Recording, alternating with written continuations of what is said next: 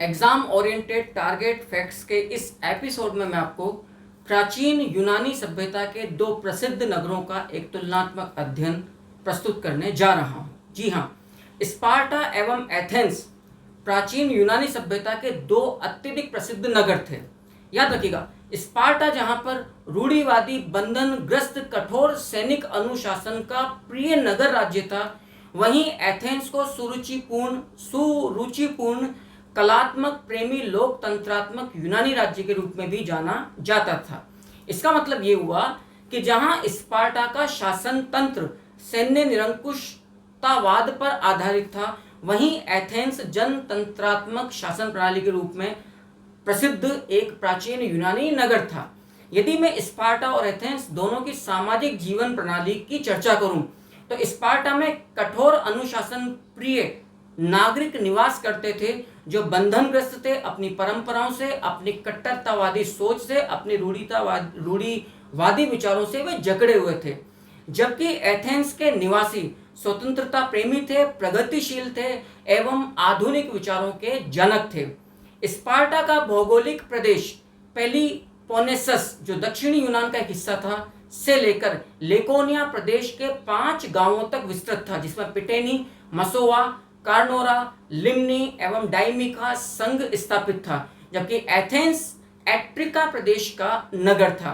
यदि मैं स्पार्टा की प्राचीन जाति की बात करूं, तो पेरियोसी यहाँ का सामान्य जन था, जबकि डोरियन स्पार्टा का शासक वर्ग था। जबकि एथेंस के अंदर जो जाति का नागरिक के रूप में और शासक वर्ग के रूप में प्रभुत्व स्थापित था, वो जाति थी एथेंस में आयोनियन। याद रखिएगा, आयोनियन एथेंस के अंदर नागरिक और शासक वर्ग के रूप में स्थापित वर्ग था।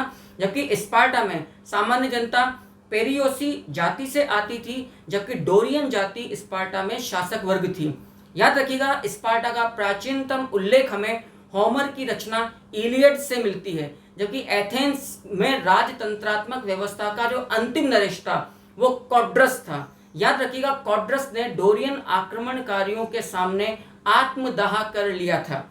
स्पार्टा का जीवन आदर्श क्या था? स्पार्टन्स हमेशा कहा करते थे कि नागरिक राज्य के लिए है, राज्य नागरिकों के लिए नहीं है। व्यक्तिगत स्वतंत्रता मानवीय मूल्यों आदर्श का हनन करती है, व्यक्तिगत स्वतंत्रता। जबकि इसके उलट एथेंस के जो निवासी थे, वह स्वस्थ लोकतंत्रात्मक आदर्शों, समानता के सिद्धांतों युक्त सामाजिक जीवन में विश्वास रखते थे, जो संपूर्ण यूनान के लोकतंत्र के बीजारोपण या सूत्रपात के रूप में भी यह विचार जाने जाते हैं।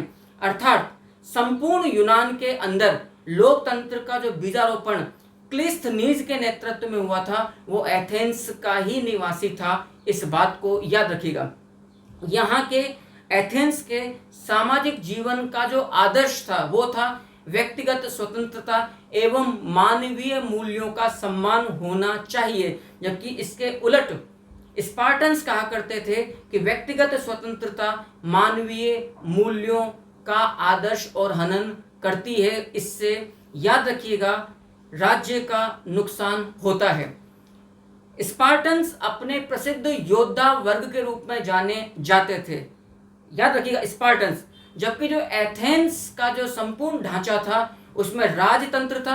राजतंत्र के अंत होने से वहां पर फिर कुलीन तंत्र का विकास हुआ था। मैं उम्मीद करता हूं कि इस वीडियो में दी गई जानकारी आपको स्पार्टा और एथेंस के नागरिक शासन प्रणाली, योद्धा, सामाजिक जीवन के तुलनात्मक अध्ययन को समझने में काफी उपयोगी सिद्ध हुई होगी।